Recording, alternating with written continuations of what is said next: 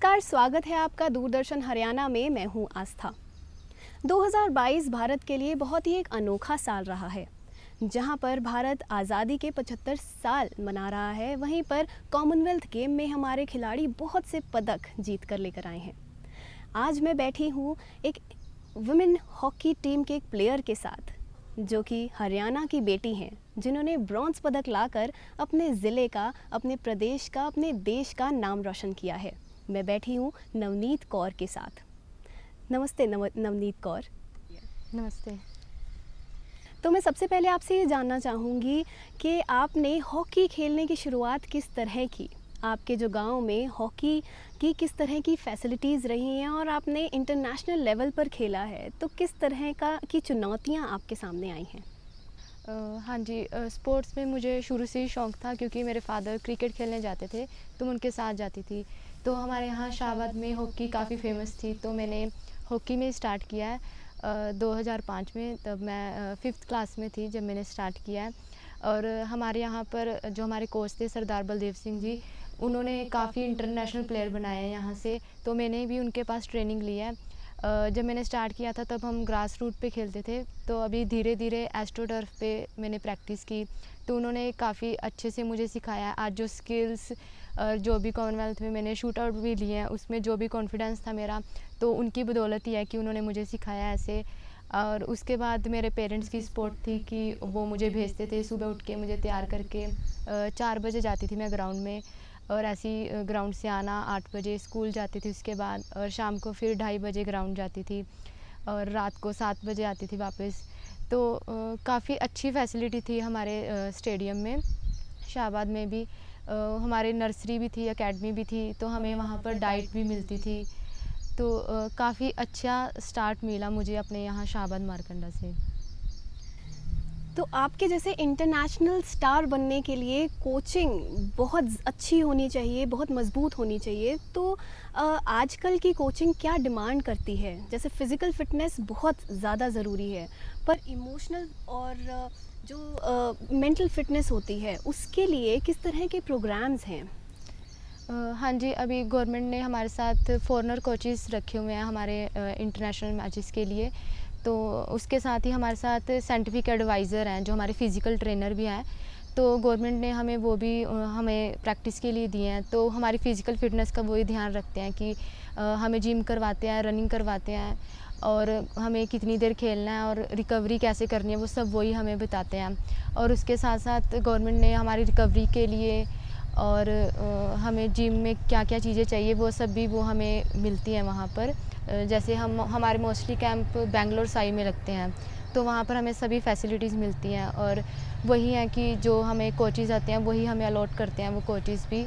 और इसके साथ साथ फ़िज़िकल फ़िटनेस का जो है कि खाने-पीने का भी काफ़ी ध्यान रखा जाता है हमारे वहाँ पर। वो हर तरह से हेल्प करते हैं कि हमारे अच्छी डाइट मिले हमें वहाँ पर, और उसके साथ साथ प्लेयर्स का भी होता है कि वो भी वही डाइट लें, बाहर से कुछ ना खाएँ ऐसा।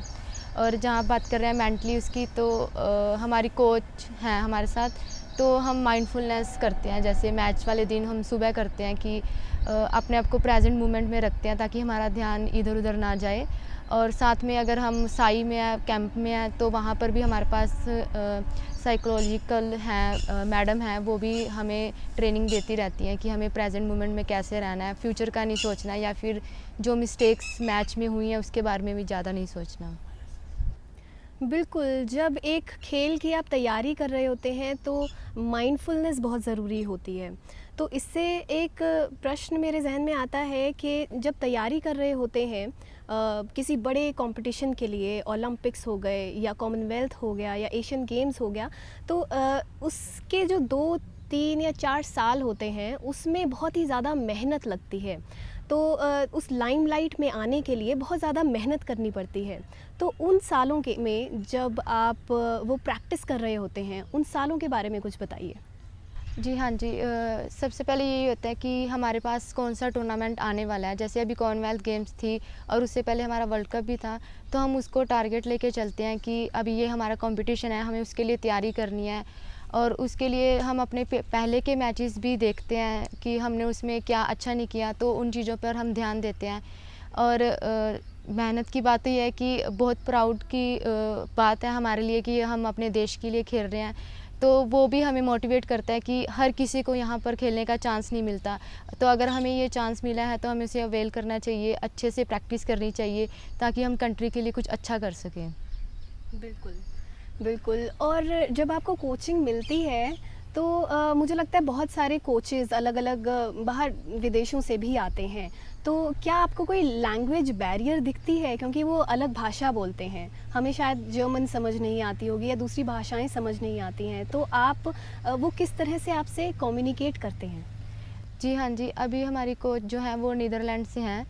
तो जब शुरू-शुरू में हमारे साथ फ़ॉरेनर कोचेज़ आए थे तो थोड़ी प्रॉब्लम होती थी हमें कि मोस्टली वो इंग्लिश में बोलते थे, तो हमारी लैंग्वेज नहीं है। बट अभी प्लेयर्स ने काफ़ी इम्प्रूव किया और कोचेज़ भी काफ़ी साथ देते हैं कि वो भी ईज़ी वे में हमारे साथ बात करते हैं। तो अभी प्लेयर्स को भी कुछ समझ आता है, वो भी बात कर पाते हैं। फिर भी अगर कोई नए प्लेयर आते हैं, उनसे नहीं बोला जाता, तो हमारे साथ इंडियन स्टाफ भी है, तो वो हमें ट्रांसलेट करके बताते हैं कि उनके क्या कहने का मतलब क्या है, तो उससे भी थोड़ी हेल्प हो जाती है। बट हमारे प्लेयर्स ने भी काफ़ी सीखा है और वो भी हमें बोलते हैं कि तुम एटलीस्ट ट्राई करो, तो ऐसे ही तुम्हें भी आएगी और हमें भी हेल्प मिलेगी तुम्हारे सीखने से।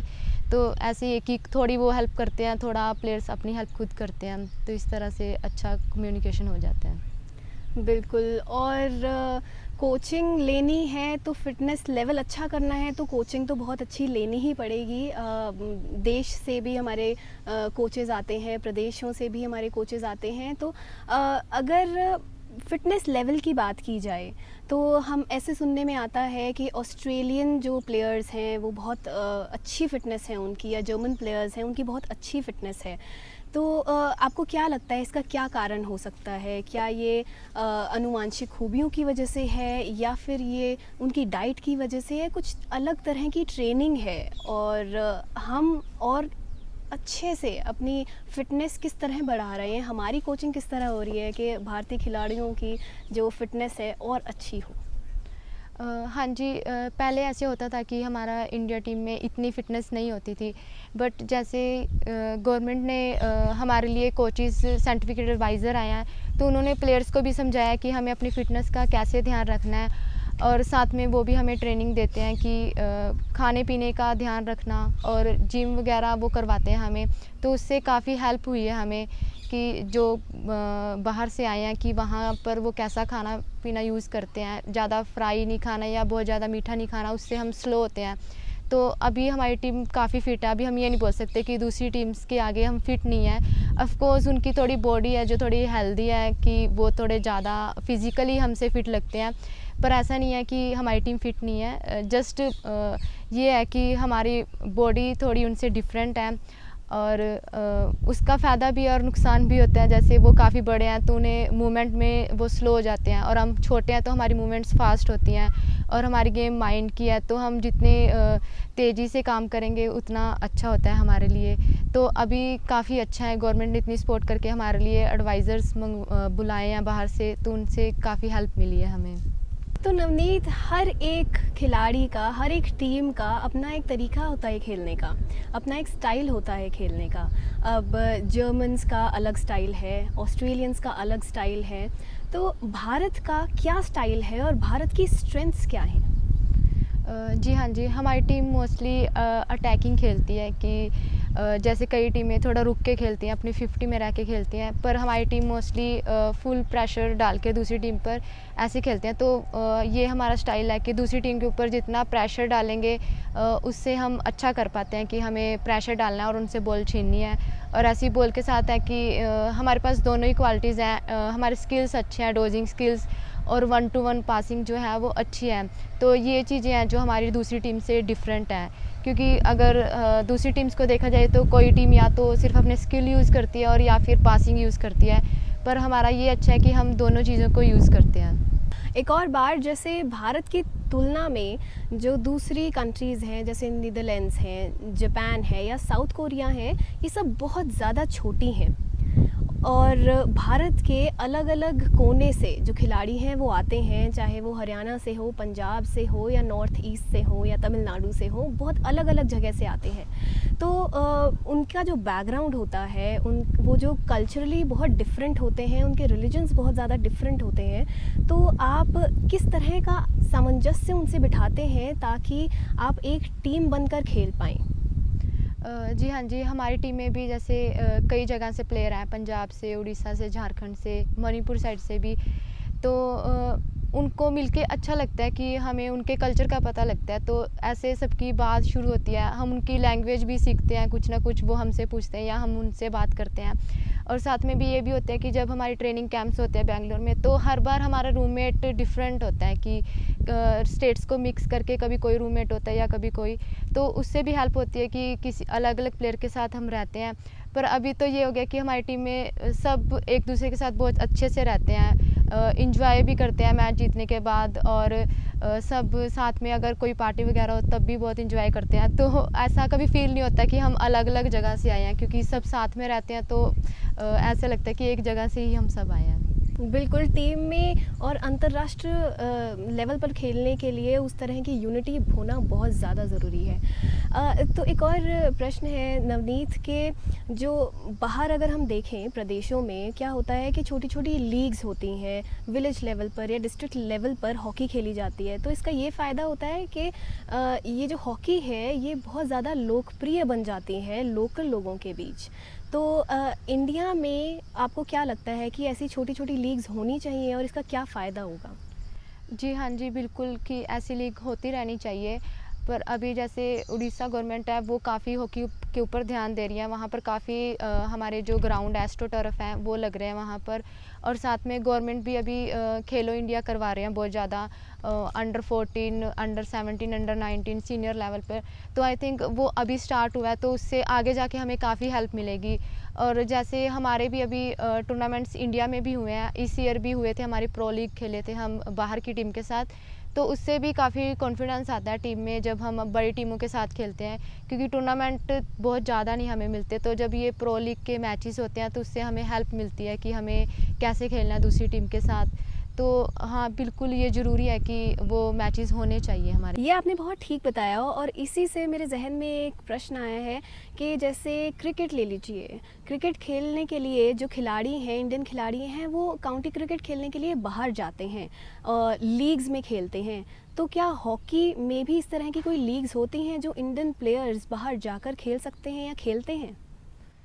हाँ, नहीं ऐसा नहीं है कि जैसे क्रिकेट की टीम दूसरे प्लेयर्स के साथ बाहर जाके खेलती है, हम उस तरह से नहीं जाते, बट हम भी बाहर जाके खेलते हैं। बट हमारी पूरी टीम बन के ही जाती है इंडिया टीम, तो हम प्रैक्टिस मैचेस के लिए उनके साथ खेलते हैं, क्योंकि हमारे टूर्नामेंट्स ज़्यादा होते हैं और तो टीम को एक साथ प्रैक्टिस करने की ज़्यादा ज़रूरत होती है, इसलिए हम एज अ टीम जाके दूसरी टीम के साथ वहाँ पर खेलते हैं। तो अब थोड़ा आगे बढ़ते हैं, टेक्नोलॉजी की बात करते हैं। हम टेक्नोलॉजी में बहुत ज़्यादा आगे बढ़ चुके हैं, हम इतने आगे बढ़ चुके हैं कि अब हम खेलों में भी टेक्नोलॉजी का यूज़ करते हैं। जैसे इंडियन हॉकी की बात की जाए तो हम रियल डेटा एनालाइज़ करते हैं और उसी के बेसिस पे हम स्ट्रैटेजी बनाते हैं। तो ज़हन में ये प्रश्न आता है, क्या कहीं न कहीं टेक्नोलॉजी की वजह से ये टेक्नोलॉजी जो है खिलाड़ियों की प्रतिभा पर हावी हो रही है? आपको क्या लगता है इस बारे में? जी नहीं, मुझे ऐसा लगता है कि ये बहुत हेल्पफुल है हमारे लिए कि हम दूसरी टीम्स की वीडियो देखते हैं, तो हमें पता लगता है कि दूसरी टीम किस तरह से खेल रही है, तो हमारे लिए वो हेल्पफुल होता है। तो हम उसके हिसाब से प्लान बना के जा सकते हैं ग्राउंड पर कि दूसरी टीम ऐसे खेल रही है, तो हमें उनके साथ कैसे खेलना है या उनके ऊपर कैसे प्रेशर डालना है, उनसे बॉल कैसे छीननी है या वो बॉल के साथ क्या करते हैं। तो ये बहुत आई थिंक हेल्पफुल होता है हमारे लिए, और अपने आप को भी हम उसमें देख सकते हैं, जो हमारी वीडियोस बनती हैं उसमें एनालाइज कर सकते हैं कि इस सिचुएशन में मुझे क्या करना चाहिए। अगर खुद को देखते हैं तो आई थिंक मेरा मानना है कि ये जैसे हॉकी में है तो हम जितना देखकर सीखते हैं उससे ज़्यादा हम ऐसे कोई हमें बताता है उससे ज़्यादा हम देखकर सीख पाते हैं। तो ये काफ़ी हेल्पफुल है हमारे लिए खुद के लिए भी कि हम उससे काफ़ी इम्प्रूव होते एकदम सही कहा कि हमें टेक्नोलॉजी के साथ साथ बढ़ते रहना चाहिए, टेक्नोलॉजी यूज़ करते रहने चाहिए। तो मेरा जो नेक्स्ट सवाल है वो ये है कि जो गवर्नमेंट है वो मेडल विनर्स को ज़्यादा राशि देती है। हालांकि ये राशि वक्त के साथ बढ़ रही है, लेकिन साथ में जो ट्रेनिंग कॉस्ट है या जो फिटनेस कॉस्ट है वो भी बढ़ रही है। तो ये जो प्रोत्साहन राशि है, क्या आपको लगता है कि ये पर्याप्त है? जी हाँ जी, जैसे हरियाणा गवर्नमेंट की बात करें तो वो हमें काफ़ी सपोर्ट करते हैं, हमें प्राइज़ मनी देते हैं, तो वो काफ़ी अच्छी बात है। और उन्होंने अभी ये भी स्टार्ट किया है कि हमें टूर में जाने से पहले कोई टूर्नामेंट होता है तो उससे पहले भी हमें वो जो हमारा प्राइज़ मनी है वो कुछ राशि हमें पहले भी देते हैं, ताकि जो चीज़ों की ज़रूरत हमें वहाँ कंपटीशन में जाके है तो वो हम ख़रीद कर लेके जा सकते हैं उन चीज़ों के लिए। और ये मतलब कि कहने में आता है कि इतनी राशि मिल रही है प्लेयर्स को कि एक टूर्नामेंट ही तो खेलें ऐसे, पर उसके लिए मुझे ये लगता है कि जैसे हमारे हॉकी शूज़ होते हैं वो भी काफ़ी कॉस्टली आते हैं, मोस्टली 10,000 से स्टार्ट होते हैं वो शूज़। तो वो शूज़ होते हैं, हमारे जिम के शूज़ अलग होते हैं, और हमारी हॉकी स्टिक्स हो गई वो भी काफ़ी महंगी आती हैं। जो पहले था तो वो लकड़ी की होती थी स्टिक्स, अभी कंपोजिट स्टिक्स हैं तो वो काफ़ी कॉस्टली आती हैं। तो ये सब चीज़ें, और ऐसा नहीं है कि हम एक टूर्नामेंट ही ऐसे खेलने गए हैं। जैसे मैंने बताया कि मैंने बहुत पहले से 17-18 साल हो गए हैं मुझे खेलते हुए। तो वो सब चीज़ें भी ऐड होती हैं कि ये सब चीज़ें बहुत महंगी आती हैं शूज़ वगैरह, और हम इतने साल से खेल रहे हैं तो कहीं ना कहीं वो हेल्पफुल होती है। हमारी पढ़ाई भी थोड़ी कम हो जाती है उसकी वजह से, क्योंकि फुल फोकस हमारा स्पोर्ट्स पर ही रहता है। तो इन द एंड हमें ये राशि मिलती है तो वो हमारे लिए हेल्पफुल होती है कि हम इसका यूज़ कर सकें, और आगे भी जो टूर्नामेंट है उसमें भी हम यूज़ कर पाएँ इन सब चीज़ों का। बहुत बढ़िया। तो आपने कहा कि आपकी जो प्रैक्टिस है वो जारी रहती है। तो अभी तो आप कॉमनवेल्थ गेम्स में ब्रॉन्ज़ यानी कांस्य पदक लेकर आई हैं। तो आपके आगे के किस तरह के प्लान्स हैं? एशियन गेम्स आ रहा है, तो आपके किस तरह के प्लान्स हैं? हाँ जी, हमें काफ़ी कॉन्फिडेंस है हमारी टीम को कि अभी हम ब्रॉन्ज़ मेडल लेके आए हैं। तो अभी नेक्स्ट ईयर हमारी एशियन गेम्स हैं, तो उसके लिए भी अभी हमारे कैंप स्टार्ट होंगे। हम सब प्लेयर्स इकट्ठे होंगे फिर से बैंगलोर साइड में, और एशियन गेम्स का गोल्ड को टारगेट लेके जाएंगी, क्योंकि एशियन गेम्स में गोल्ड जीतने से हम ओलंपिक्स के लिए भी क्वालिफाई करते हैं। तो टीम साथ में प्रैक्टिस करेगी, और जो कॉमनवेल्थ में हम कहीं चूक गए कि हम ब्रॉन्ज ही लेके आए हैं, उससे ऊपर नहीं जा पाए, तो उन सब चीज़ों पर हम प्रैक्टिस करेंगे अभी एक साथ। तो हमारा यही रहेगा कि हम एशियन गेम्स में अपनी बेस्ट परफॉर्मेंस कर सकें, और यही चाहेंगे कि हम गोल्ड लेकर आएँ। तो जो अगली चीज़ है वो है एशियन गेम्स। तो जो हमारे कॉम्पिटिटर्स हैं भारत के हॉकी में, जो कॉम्पिटिटर्स हैं वो कौन-कौन हैं और उनके लिए किस तरह की तैयारी आपको करनी है? जी हाँ जी, एशियन गेम्स में होते हैं कि जो एशिया की टीम्स होती हैं वही आती हैं, और ऐसे 8-9 टीम्स आती हैं, बट अगर हम अच्छी टीम्स की बात करते हैं तो ये है जापान, कोरिया और चाइना। मतलब कि ये अच्छी टीम है जो मोस्टली हमें एशिया कप में भी मिलती हैं और एशियन गेम्स में भी मिलती हैं। तो हाँ जी, वही है कि हम इनकी वीडियोस देखेंगे, उनको एनालाइज़ करेंगे कि वो कैसे खेलते हैं, तो उसके हिसाब से हम तैयारी करेंगे कि हमें कौन सी टीम के साथ कैसा खेलना है। तो ये सब चीज़ें अभी हम कैंप में जाके स्टार्ट करेंगे अभी से ही, कि हमें कौन सी टीम के साथ कैसे खेलना है। तो नवनीत, लॉकर रूम के सेलिब्रेशंस के लिए बात की जाए तो जब आपने इंटरनेशनल लेवल पर जो खेल है वो जीता, तो जिस तरह की उमंग थी वो देखने वाली थी। हमने आपका वीडियो भी देखा और बहुत अच्छा लगा देखकर, बहुत खुशी हुई। ऑफ कोर्स आप भी बहुत ज़्यादा खुश होंगी। तो आप उस चीज़ के बारे में क्या कहेंगी? या लॉकर रूम तक जाते हैं तो किस तरह की सेलिब्रेशंस पूरी टीम में होती है? जी हाँ जी, हमारी टीम काफ़ी खुश थी, और ऐसा था कि ओलंपिक्स में भी हम मेडल नहीं लेके आ पाए, 4th आए थे।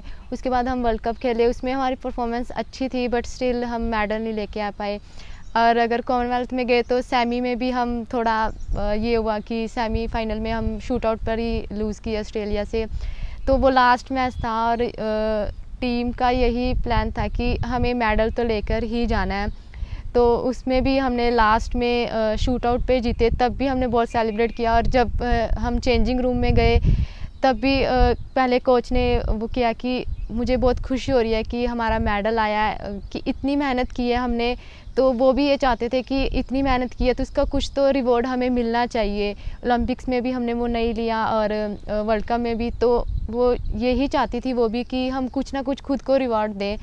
तो उसके बाद टीम की सेलिब्रेशन थी कि जैसे कह दो कि हमारी टीम का फेवरेट सॉन्ग है ये, तो और मोस्टली सॉन्ग का क्या होता है कि सॉन्ग की लिस्ट मेरे पास ही होती है एक तरह से टीम का डीजे जो है वो मेरे पास ही होता है, तो सबने बोला कि वो सॉन्ग लगाते हैं और उसके बाद सबने डांस किया और काफ़ी इन्जॉय किया हमने बाद में भी। बिल्कुल, आपको जितना मज़ा आ रहा था उतना ही हमें देखकर मज़ा आ रहा था कि हम जीते हैं, कांस्य पदक जीते हैं।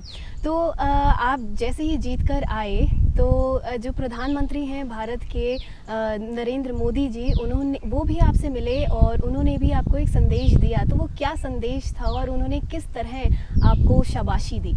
जीत के आए तो हमें पीएम सर हमसे मिले और यही नहीं है कि हम जीत कर आए तब मिले, जाने से पहले भी हम फ़ॉरेन में ही थे, बट उन्होंने वीडियो कॉल पर हमारी पूरी टीम के साथ बात की, तो तब भी उन्होंने हमें यही बोला कि आप लोग अच्छे से जीत कर आओ, हार जीत मैटर नहीं करता, बट आप अच्छे से खेलो।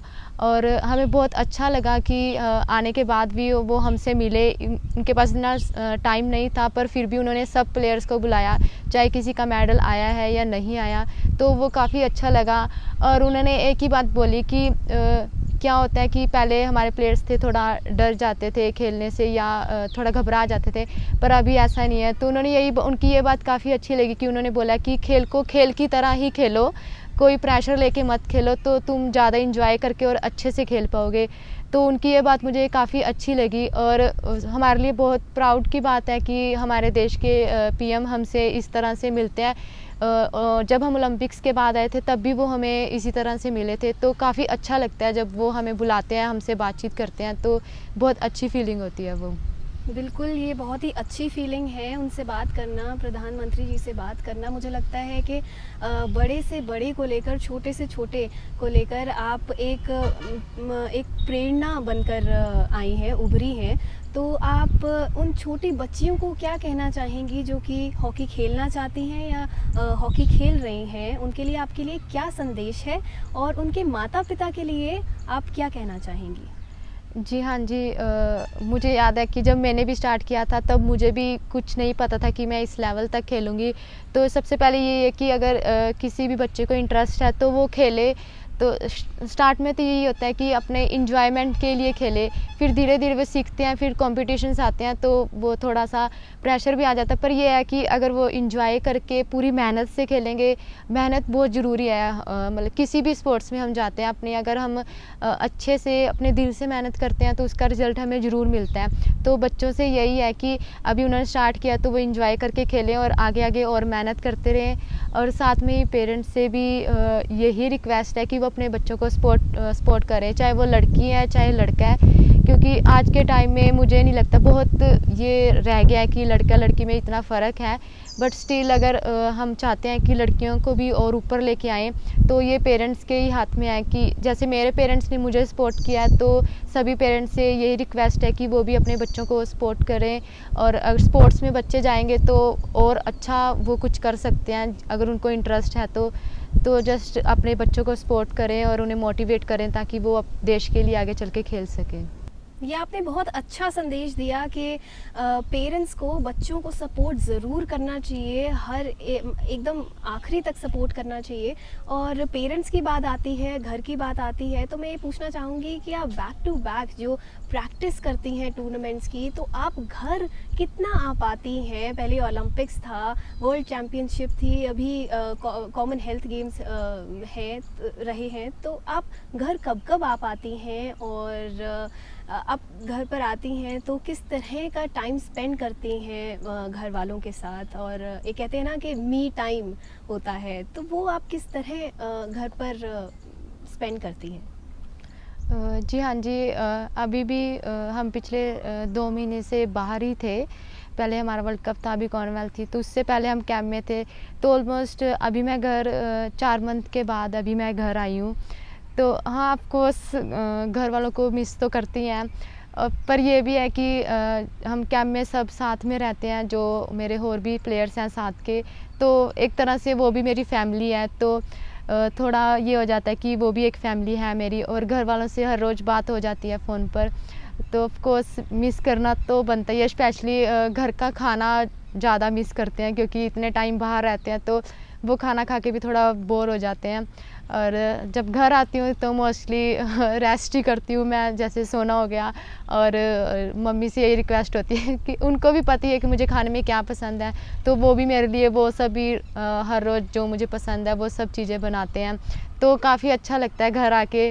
और घर आना भी होता है कि इतना टाइम नहीं होता, ज़्यादा से ज़्यादा 10 दिन मिलते हैं हमें आने के घर। तो अच्छा लगता है कि इतने टाइम के बाद घर आते हैं, फैमिली के साथ टाइम स्पेंड करते हैं। पर जब जाना होता है तब थोड़ा सा फ़ील होता है कि अभी जाना पड़ेगा, पर फिर भी ये रहता है कि ठीक है, जिस काम में हम लगे हुए हैं वो भी करना ज़रूरी है हमारे लिए। तो खुशी खुशी जाते हैं घर से भी जब कैंप में ज़्यादा होता है। बिल्कुल, मुझे लगता है कि वो एक पेशेंस चाहिए होती है और वो डेडिकेशन चाहिए ही होती है, चाहे वो घर से निकल कर और पेरेंट्स से इतना दूर रहकर। पर मुझे लगता है कि जिस तरह इंटरनेशनल लेवल पर आपने खेला है और ब्रॉन्ज़ पदक लेकर आई हैं, वो बहुत अच्छी बात हुई है और वो डेडिकेशन आपकी दिखाता है। तो इसी डेडिकेशन से रिलेटेड मुझे लगता है कि बहुत सारी बच्चियां हैं जो हॉकी खेलना चाहती हैं, खेलती हैं। आप उनके लिए बहुत ही बड़ी एक प्रेरणा बनकर आए हैं। तो आप उनके लिए क्या संदेश देना चाहेंगी? यही है कि वो भी अपना बेस्ट करें, पूरे एंजॉयमेंट के साथ खेलें जो अभी स्टार्ट कर रहे हैं, और आगे भी कड़ी मेहनत करते रहें तो वो भी एक दिन देश के लिए खेलेंगे। यही है कि मेहनत करो, वो सबसे ज़रूरी है। हम गेम में कोई भी गेम को चूज़ कर सकते हैं, वो ज़रूरी नहीं कि हॉकी को, और साथ में उनके पेरेंट्स भी उनको सपोर्ट करेंगे तो वो बहुत अच्छा रहेगा उनके लिए। तो बस यही है कि मेहनत करें तो उन्हें भी एक दिन ज़रूर मौका मिलेगा देश के लिए खेलने का। तो नवनीत, मैं आशा करती हूँ कि अभी जब हम मिले हैं तो आपने कांस्य पदक जीता है, मैं आपका इंटरव्यू कर रही हूँ, और जब हम नेक्स्ट टाइम मिलें तो आप गोल्ड का मेडल आपके हाथ में हो और तब हम आपका इंटरव्यू ले रहे हों, और तो और ज़्यादा मज़ा आएगा। तो अपना समय देने के लिए बहुत बहुत धन्यवाद। आपसे मिलकर बहुत अच्छा लगा।